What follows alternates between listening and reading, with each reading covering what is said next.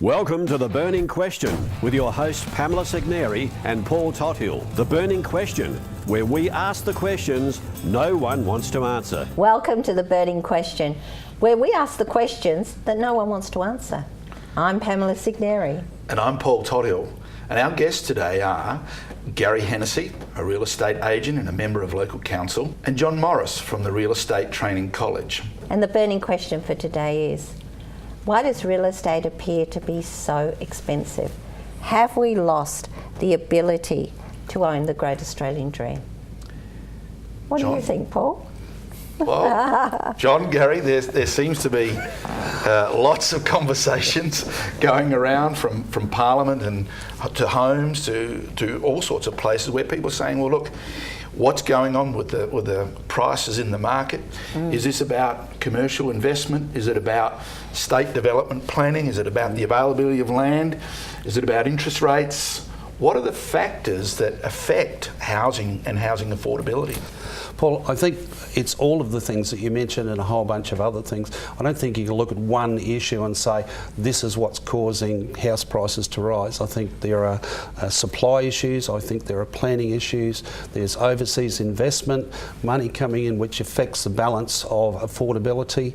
There is obviously across the demographic of Australia different areas that are much more expensive than other areas. For example, Sydney, I think, is now rated as the second most expensive place on the planet. And you think, hang on, that includes places like Tokyo and New York, and yet we're the second most expensive. So you've got to look and say, why is that so? We've got limited usable land. I mean, Sydney, for example, has got the Great Dividing Range, which blocks it to the coast. So you expand up the coast, down the coast. Adelaide is another city, it's the same design. You've got a limit to how far you can push away from the coast, so you've got a north-south. Once upon a time, Adelaide was the 20-minute city, now it's the 2-hour and 20-minute city with roadworks and stuff like that. Yeah. So all of those things impact on house price. It also impacts on things like employment, and people say, what's employment got to do with house prices? Well, if people are nervous about where's my job going, then they're not likely to shift. That tends to keep a lid on prices. If there's a strong economy, then people feel much more confident to go out and buy homes. You raise the issue of investors versus home ownership, and we're always going to need investors because the governments can't afford to provide rental accommodation, and not everyone actually wants to be a rental person. So no, and that's fair enough. John, your experience is not just in Australia but also in England, in London, and so you can speak to that. Absolutely. That issue. Well, I'd say that no, we're not at the moment here in Adelaide. I think we're quite lucky that we still can to a degree, even though there is still rather a large difference between what it was 35 years ago, for example, to salary to how much a home is. I don't know what the exact thing is, but it was what a teacher's salary was about $13,000 35 years ago, and a house to do up in Mile End was about 40. Now that's closer to 60 salary and closer to 500. Or 600 or 700. Yeah, depending on where you're going. But I don't think so it's still out of range for a lot of people, but it's not completely out of range, but we're in danger of being so. And I think that's coming from spending a lot of time in London. I've lived in Australia for 6 years. In London, people were buying houses, but they'd have to buy houses outside of where they worked. So there would be a large commute into work.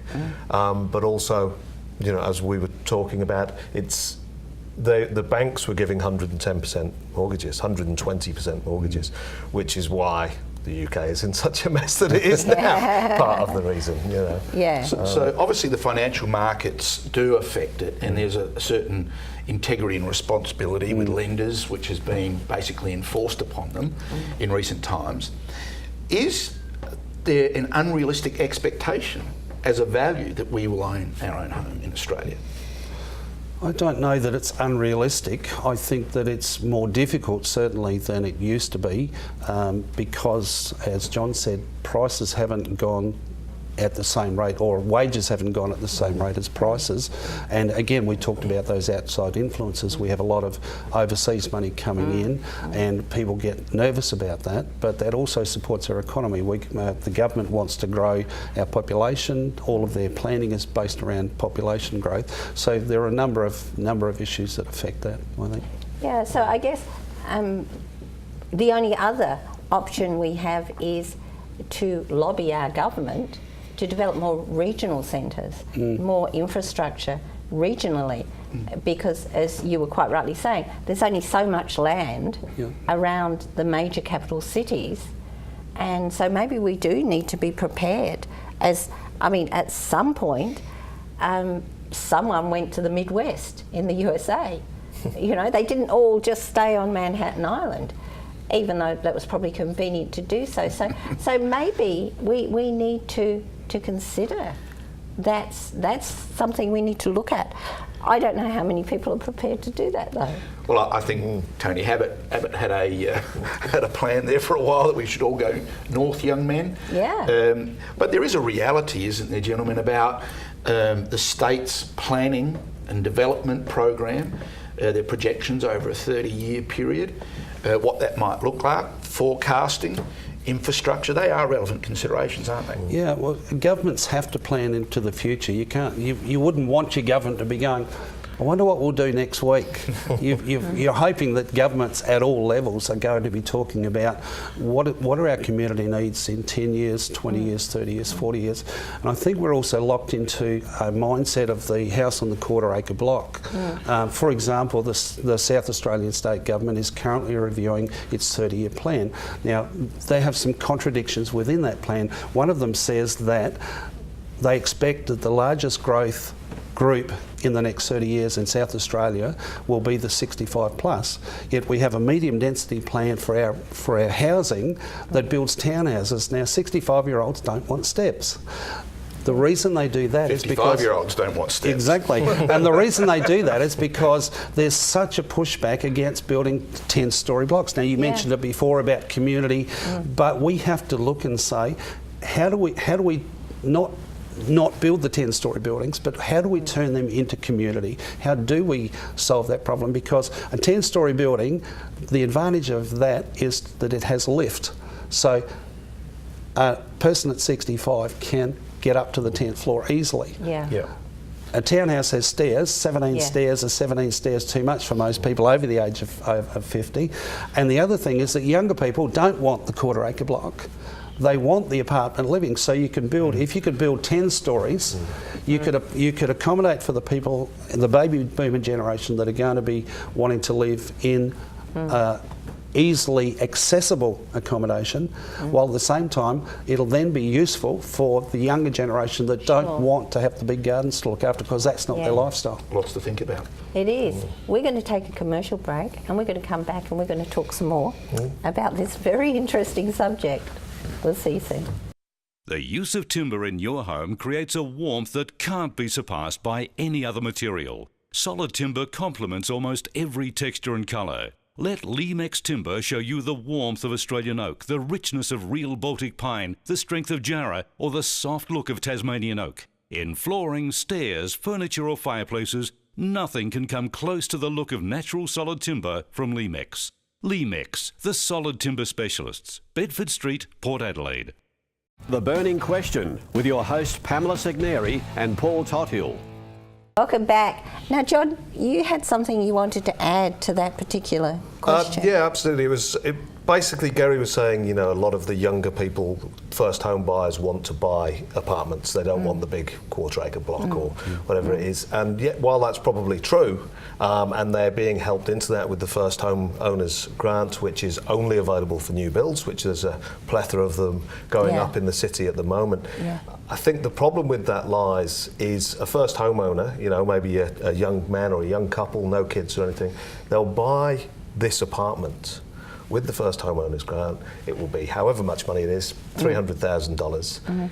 it doesn't really appreciate that much at the moment. Maybe it will in the future, but at the moment, when they do end up having kids, then land prices rise. At the moment, apartment prices are not rising. If anything, they're falling. Well, certainly on the eastern seaboard. And here as well, to a degree. So it's, you know, when they do eventually go, you know, I do want that garden for my children. I do want that swimming pool. They're going to be selling at a loss. Yes. And it would seem, John, Gary, that we've got to be careful how we stereotype too. We can talk about some generalities, but I know, for example, there's a number of people that say, well, look, I actually want a backyard. I don't want urban living. Urban living's great for some people, but not for others. So we have this mixture of idea of what is proper housing amongst our own personal values and expression, and we also have this idea about how a community should feel, and we do find our identity in our housing. Would that be fair? That's part of the expression of who we are as a society. Yeah, absolutely.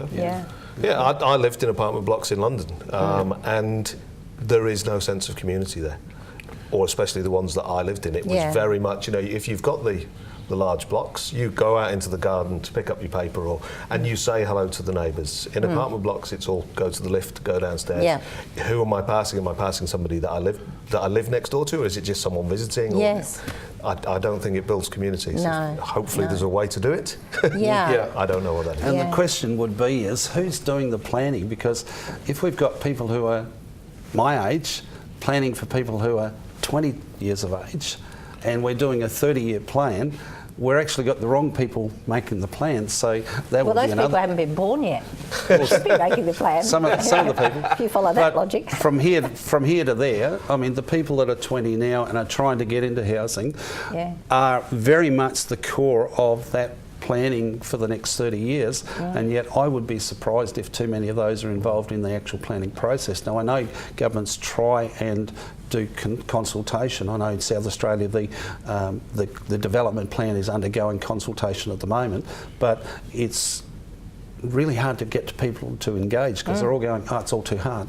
Yeah, there obviously are complexities, and I mean, even if you open up a parcel of land or a region, there has to be all kinds of considerations with that, I would imagine, like infrastructure. Who's going to support the infrastructure?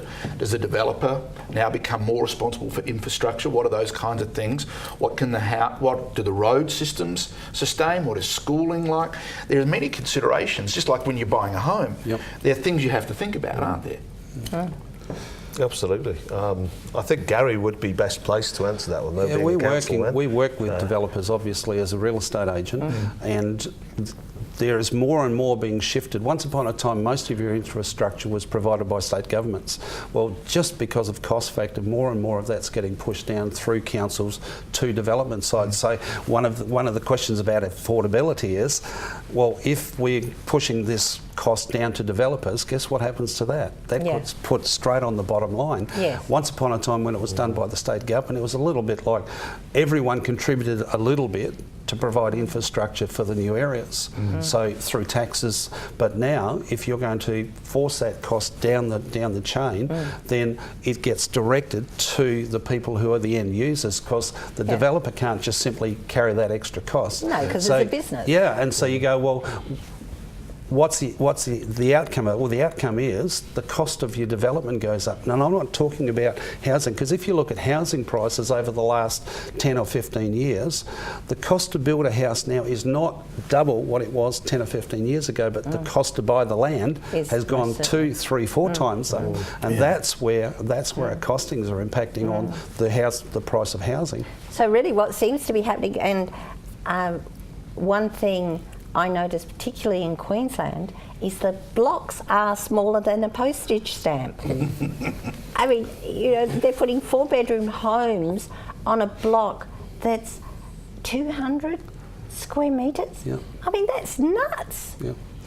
There was a suburb. My son lived in Victoria, down the southwest of Melbourne, and he took us out to a suburb and showed us the new development, and there were these 2 houses, and there was a single piece of iron blocking the gap between the 2 buildings. It was about 6, 7, 8 centimetres, not so sure, 6 inches whatever that is in centimetres, 6 inches wide, and the gutters, because the houses were at different levels, the gutter of the top house was actually overhanging the gutter of the house alongside it. Well, in there's... So if the rain flowed over the next door's gutter, it'd flow into the guy's blowing.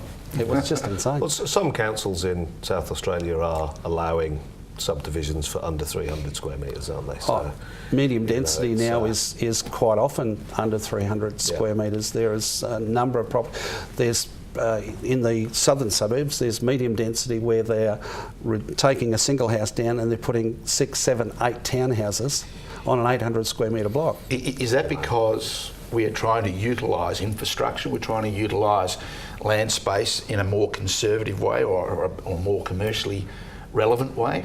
The pessimist in me says it's the councils trying to make more money. Of course they are. Man after my own heart. Except that the state governments do the planning, so councils work with the state. And I know I'm a councillor, but the reality is that developers work to a development plan, which is a state government plan in every state. So it's the state plan that says you can put this many houses on this size piece of land, which you're right is crazy. I personally think we're creating the new slums. Well, yeah, and that's the thing. People have said to me, well, aren't you in Australia just simply catching up with the rest of the first world? But did we want to catch up with them?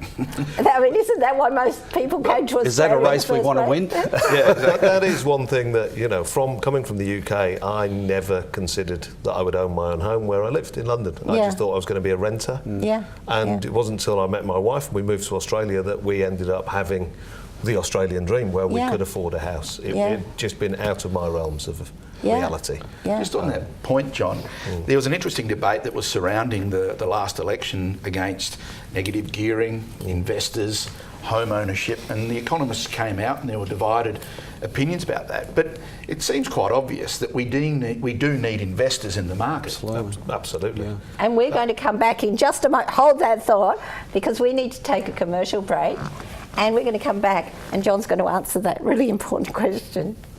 The use of timber in your home creates a warmth that can't be surpassed by any other material. Solid timber complements almost every texture and colour. Let Limex Timber show you the warmth of Australian oak, the richness of real Baltic pine, the strength of Jarrah, or the soft look of Tasmanian oak. In flooring, stairs, furniture or fireplaces, nothing can come close to the look of natural solid timber from Limex. Limex, the solid timber specialists. Bedford Street, Port Adelaide. The Burning Question with your hosts Pamela Segneri and Paul Tothill. Welcome back. Now, John, you were going to answer that question. If by investors you mean like developers who are going to invest in building and everything else, then of course we do. Exactly as Gary was saying before, the councils will not be building houses, and many more of them. We need investors to have rentable houses, apartments, etc. But in answer to the main question, the umbrella of this, the investors, the developers, aren't necessarily the ones driving any prices up. Because from my experience, and I'm sure it's the same with you, Gary, developers have a cut-off point. They go to an auction and they bid up to this point. There's no emotion there, there's nothing else. They are going to stop at this number. It's the mum and dads who are emotionally invested in the homes that drive those prices up. And America actually showed us that with the GFC. They had unregulated banking. They had a legislation which required them to give a loan to anyone who asked for it. So builders went and built 1 million more houses than they actually needed. So on the day of the GFC, 1 million empty houses sitting there with no owners and no money. What happened to American house prices? They crashed. Now, why didn't it happen in Australia? Because on the same day, if we'd have stopped ordering houses, we still had a 9-month supply of building contracts. So different. But if you oversupply, then you're clearly going to affect prices. It would seem, gentlemen, that some of the academic debate seems detached from the reality that you might be experiencing in your own experience. And it's interesting that we talk about drivers of emotion, we drivers of feel of property. When it comes to selling a property, if we can shift gear a little bit, we all know that how we present a home is really important, and we all know that an electronic medium is a wonderful medium. But how much work goes into creating those wonderful pictures that we see on the internet and numerous places, and we only get there to the house to go, really, was that the same place? What kind of efforts are there to ensure that there's integrity in the presentation? As an ex-agent myself, I would say there's no benefit to you as an agent, you as a vendor, of putting unrealistic photos online. One way around it is doing videos. Videos, absolutely, it shows the property for what it is. It's you're walking around it. But with photographs, I used to use a great photographer, and yes, he used to make them as nice as he possibly could. We would dress the house as much as we could, and we would take twilight shots. And it would make it look as nice as that home possibly could. But then if you've got an open inspection on a dreary Sunday afternoon when it's raining, and you can't make it look any better. But there's no benefit to you as an agent having misrepresentative photos, because it's not going to do you any good. People are going to come in and walk straight back out again. But it happens though, doesn't it? You know, photographers use the fish-eyed lenses or whatever. So all of a sudden, a room that might be 2 by 1.8 looks like it's a dance hall. So, you know, I mean, the obvious response to that also is that with the evolution of technology, we now have, as John said, videos. We also have now 3D walkthrough tours where you can physically on your computer walk through the home. We've adopted those within our company, and we're finding huge response to those because people control that, right? And once you've filmed it, you can't control where they look. You can't make it look bigger than it actually is. Exactly right. So there's a sense in which technology is addressing that. Now, as a real estate agent, what you want to do is you want to present the property in its best light. If you only have to look at the photographs where they've saved the vendor, you know, a few $100s by doing it with an iPhone, and they're just terrible. Now, that's not representing your seller. No. But at the same time, you want the best quality photographs so that you provide it in the best light to the potential purchasers. And I think you were saying about, you know, should there be some kind of fine or so? I don't know. For somebody is there some kind of mechanism within the profession itself about where we step outside of the boundaries of what is integrous and what is not? And accountability. But I think the agents who do that end up either not in the business for very long, or people literally go to their open inspections and walk straight back out. So it does its own work. And because ultimately the consumer is the one that controls the process. We can put a property up for sale, and if you just completely misrepresent that property, like for example a 4-bedroom home, and you walk in and the 4th bedroom is a study that you could barely fit your desk in, it's not a 4-bedroom home. No. And all that does is simply turn the buyers off. Now, that not only affects us as an industry, that's where the reputations get damaged, but it also affects that agent, because people go, oh, you know, that agent. So it tends to be a little bit self-correcting. You'll never stop the guy that wants to do it on the cheap and try and, but they generally don't. And our reputations are, you know, they're everything in real estate, absolutely. But also everywhere it's small. We're a small city, and we're small areas within small cities. If you get a name for yourself as being that kind of agent, it's not going to be long before. I mean, and it's a massive investment for the consumer, for the purchaser, and I mean, there is creativity in the way in which a home's described. You'd have to agree that there's some amazing descriptions of home. You're thinking it's Buckingham Palace, and then you go there and you go, really?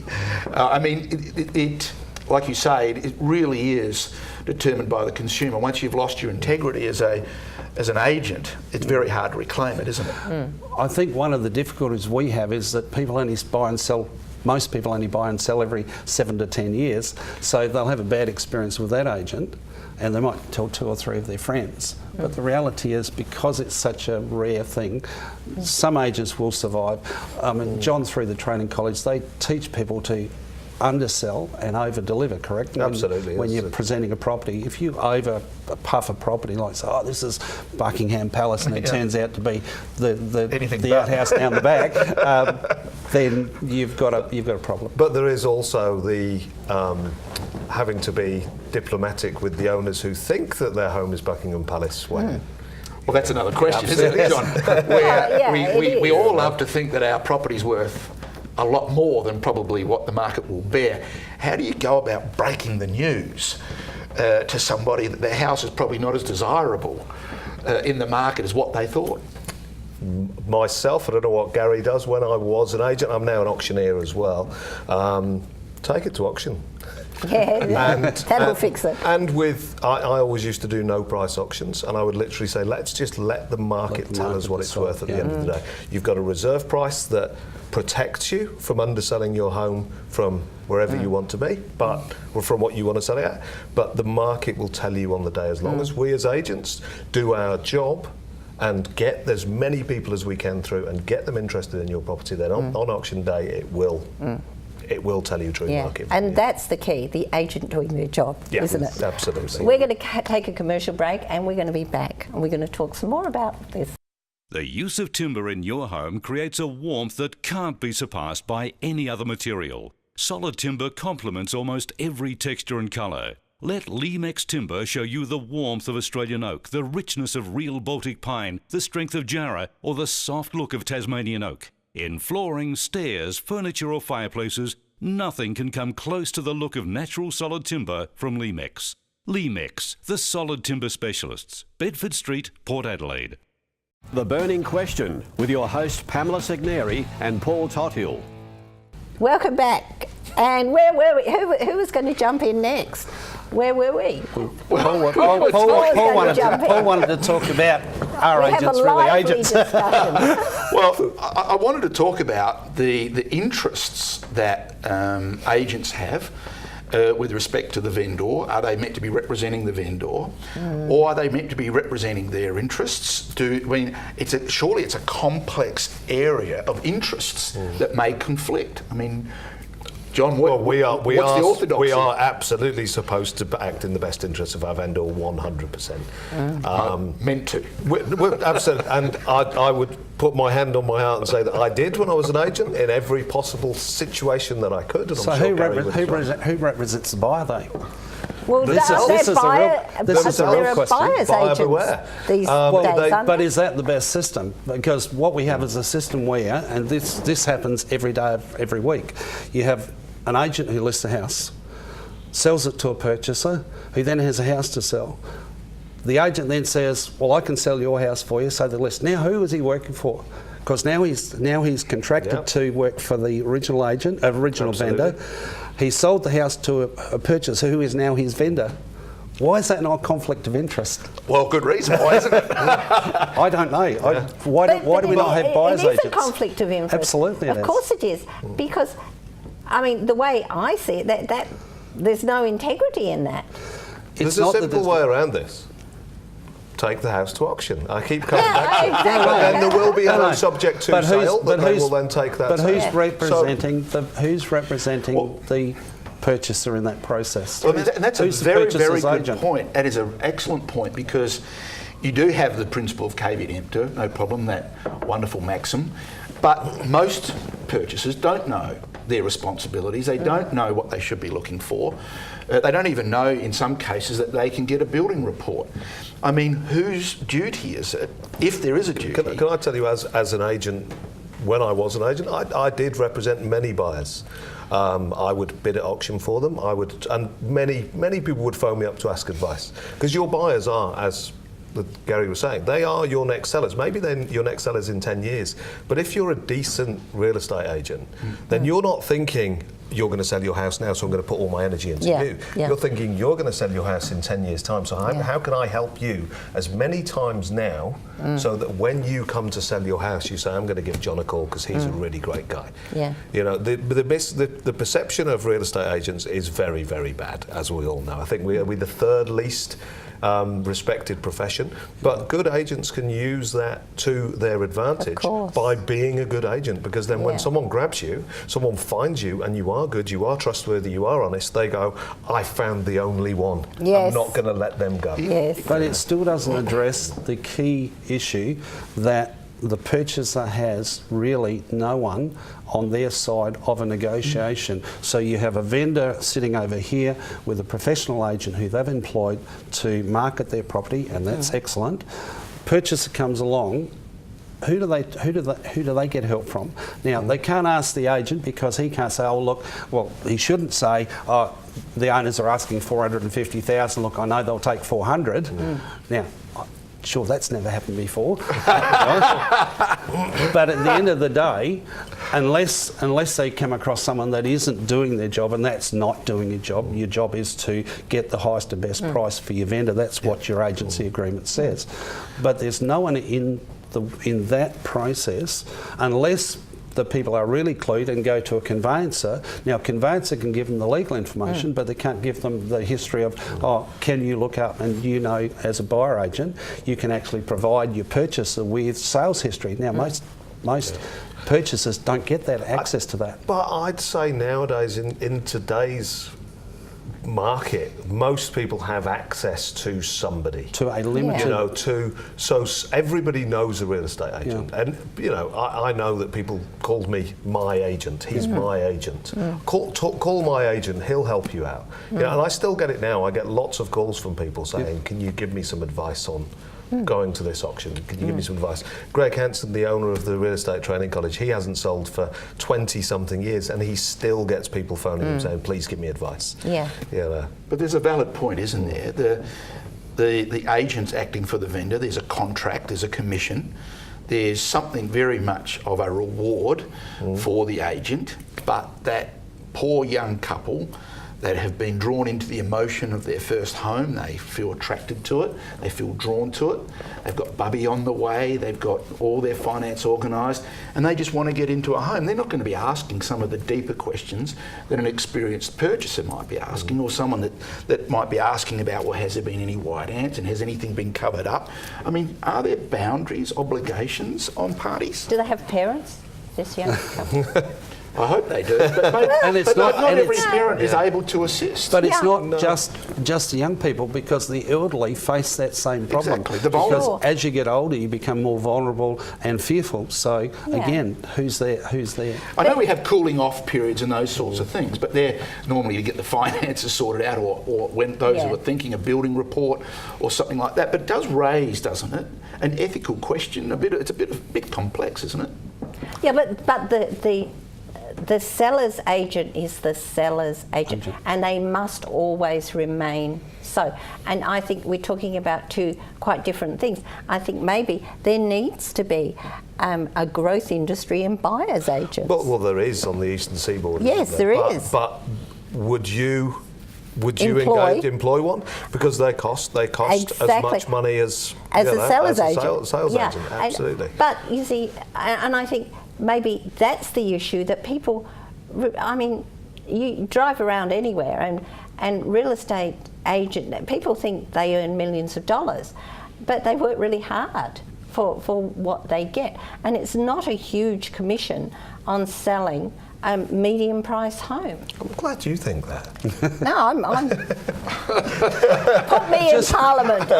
Just to cut across that really quickly, it's not impossible to do that, because we mentioned earlier about overseas. In the United States, you can't be the selling agent and the buying agent. That's right. Now, they have a multi-listing bureau, which if I list a property, I put it on the multi-listing bureau, and every agent in that district has access to it, because they're representing buyers. So you can work with buyers, you can work with sellers, you can't do both. It's legislated. It's not hard. It's not hard to figure out. It's a bit like, if I can use an Australian analogy, South Australia has recycling laws where we have a 10% deposit on cans. They're still talking about it 30 years later in the eastern seaboard. Yes. Yeah. And you go, why? Right? It just works. Yeah, that's makes sense. right. Yeah, but common sense isn't. Yeah. Well, that's right. And I'll leave you with that thought as we go to some commercials, that common sense isn't commonplace.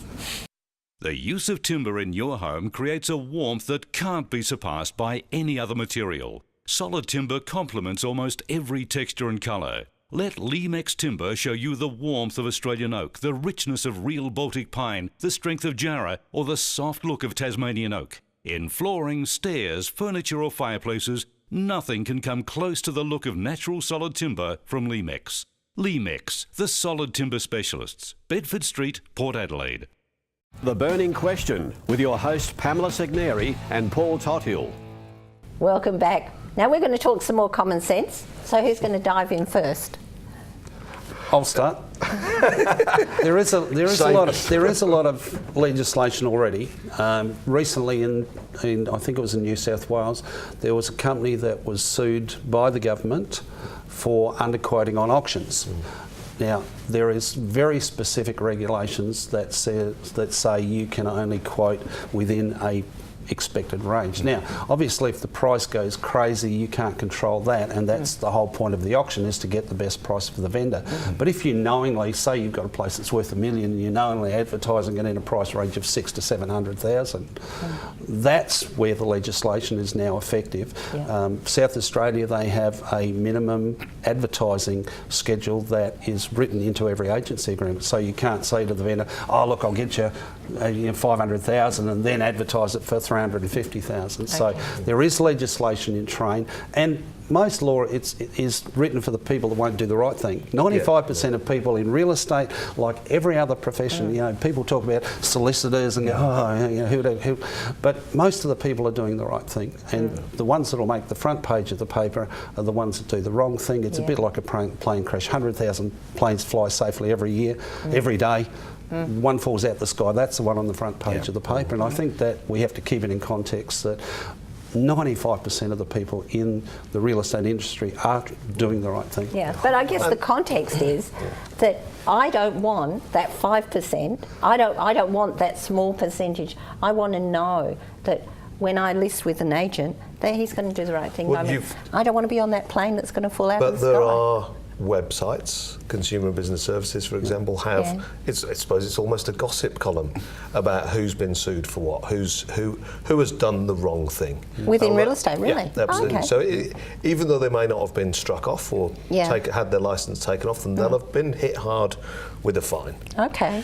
So if we're talking to a prospective buyer, one, get somebody mature around you to help you with the process. Reputation is often a good indicator of a quality salesperson or agent, a good, reliable firm. And we've got to expect that by and large most will do the right thing.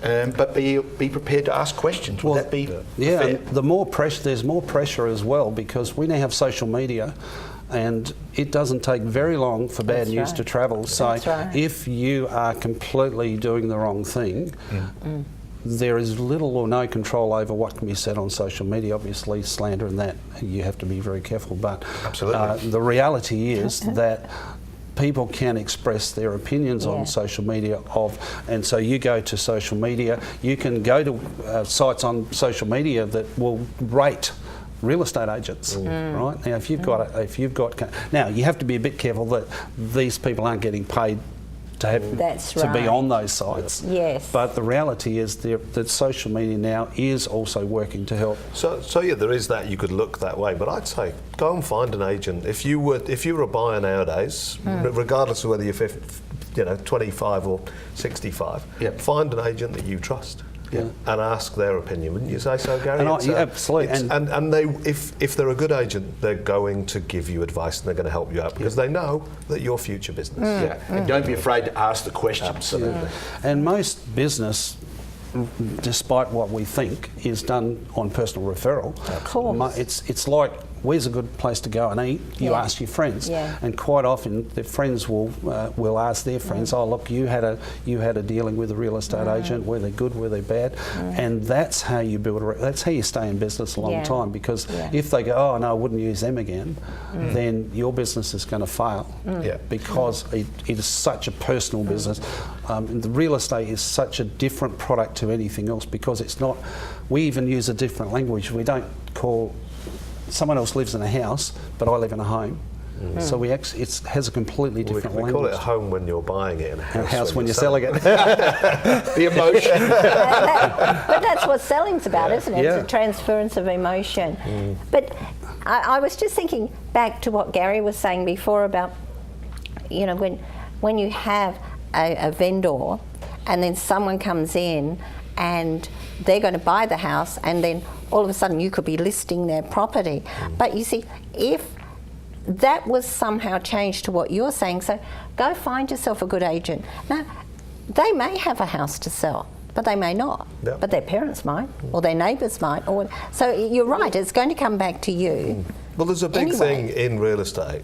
Be the agent that they want before they know they need an agent. Yeah. Absolutely, and I'm sure that goes over many sales. Sure. But with real estate, it is the long game. So if you ask advice of, and I keep going back to any decent agent, they're going to give you that advice because they know it's going to come back tenfold. Yeah.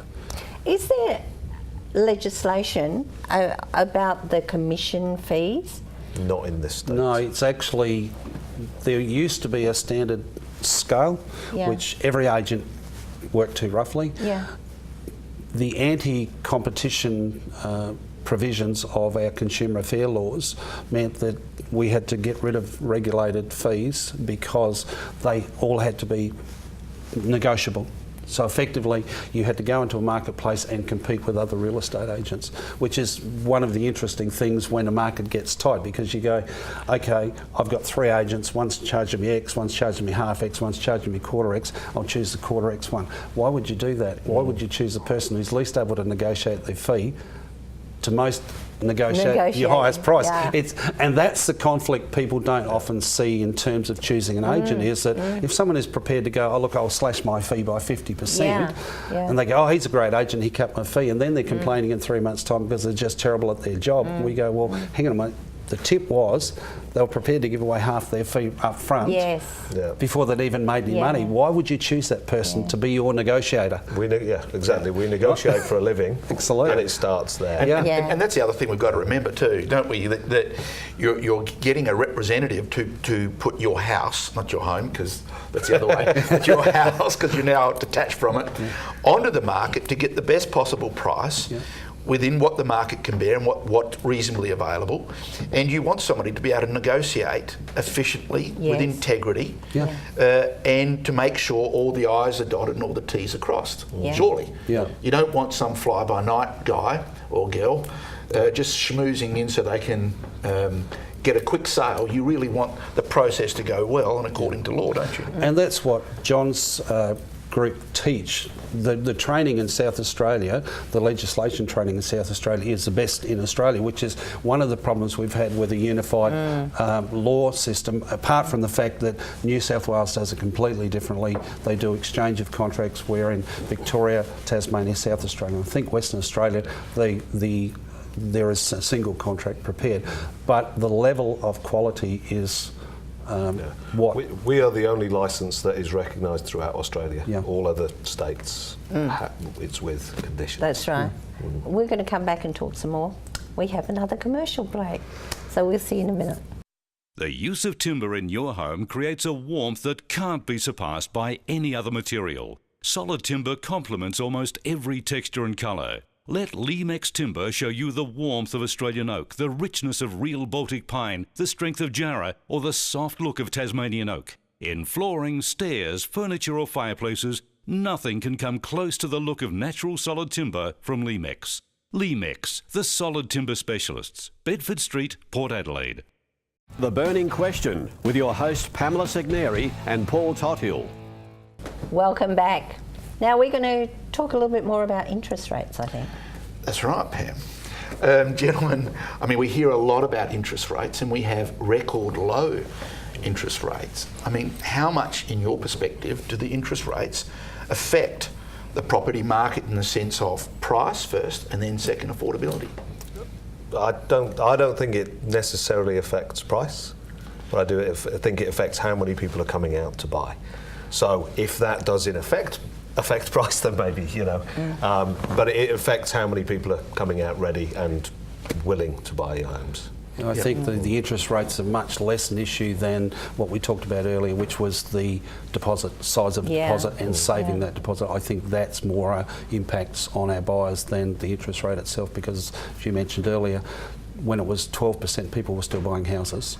But is that what's the very low interest rate, is that what's enticing people to take ridiculous 3-generational mortgages? The unit market has been hit to a degree, but I think, and part of it is probably to do with that, because people are thinking, I can afford that a little bit more.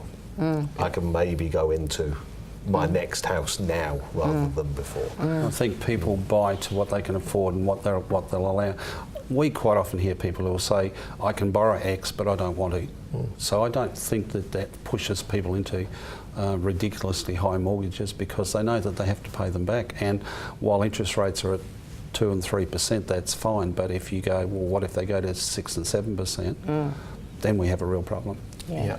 And there's a lot more advice from the financial sector now, and a lot more stewardship, can I say, of future lending rates and affordability. There are requirements, aren't there, now on lenders, that things look a little bit different than they say did 10 years ago. Yeah, I think the fact is that we have good banking regulation.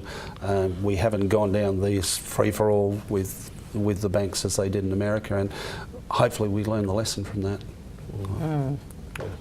Hopefully. What would you say, gentlemen, to somebody that's watching the program today and wanting to get into the housing market? How should they go about it? Because there's this cycle of rent, savings, purchase.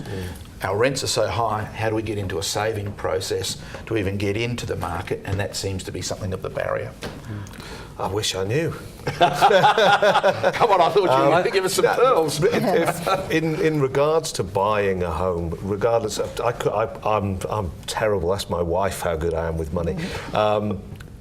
In regards to saving and everything, I'm not very good at that. But in regards to buying a home, and especially if you're buying your first home, I would say just go to open inspections, befriend an agent, go to auctions and bid on houses that you know you can't afford, just to get your bids out of the way and get your nerves out of the way of auction.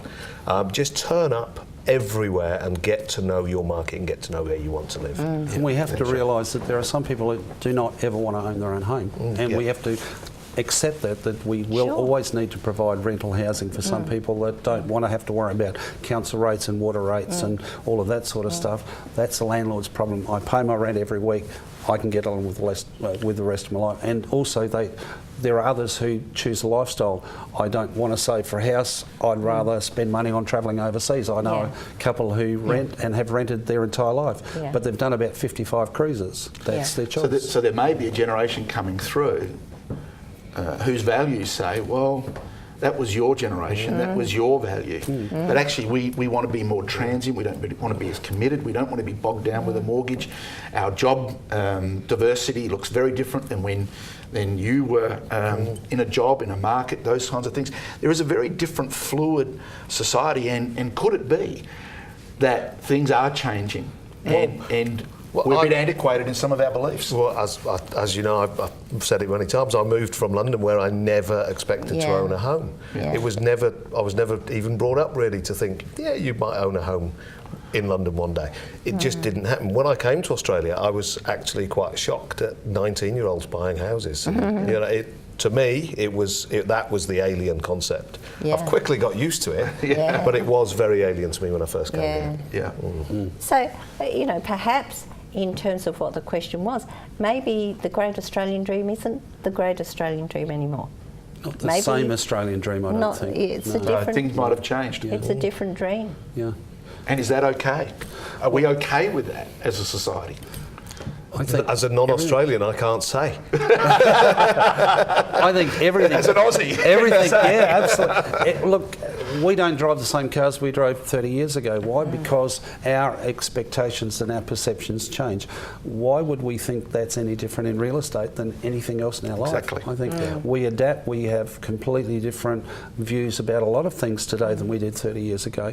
To say, we have to hang on to this quarter-acre dream, I think is unrealistic. It's not moving with the generations, because each generation views the world differently. And it's always been, you know, the bricks and mortar. That's the solid investment. But maybe there are other things. Well, values are changing, and certainly the conversations I have with the generation that's coming through now, the millennial generation, is they don't see the world quite the same as the baby boomers.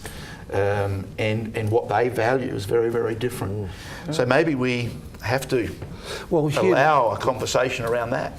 Hugh Mackay said the baby boomers were like they were because of the threat of the nuclear holocaust.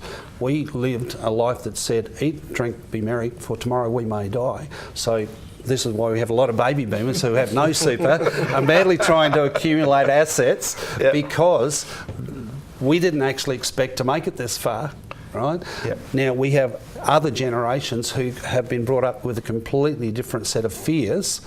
They still have their fears, but not the ones we had. So they're now looking for different things than we're looking for. So it's actually, when we boil it all down, it's a value and an emotional thing. I mean, home, house, how you sell a house, how we project ourselves into a home and give expression to a home, whether we even want a home. It really will be depending on social values and community values over time, won't it? And tip for buyers is to wear sunglasses so that real estate agents can't see your eyes. Is that only at an auction? No, that's all the time. Well, it's been really, really good fun, and I hope you've enjoyed it, because we've enjoyed it, haven't we? We have. We Thank you very much. And, you know, we're not telling you what dream to have or whatever. We want you to have your own dreams, but think about it. You know, just think about it. That's the key, isn't it? Ask questions. Yeah. Absolutely. Yeah, make yourself educated about the process so you know that the life you're living is the life you want to live. I'm Pamela Segneri. And I'm Paul Tothill. This is The Burning Question. Please go to our Facebook page, join in the conversation, because we'd love to hear from you. So until next time. The Burning Question with your hosts Pamela Segneri and Paul Tothill.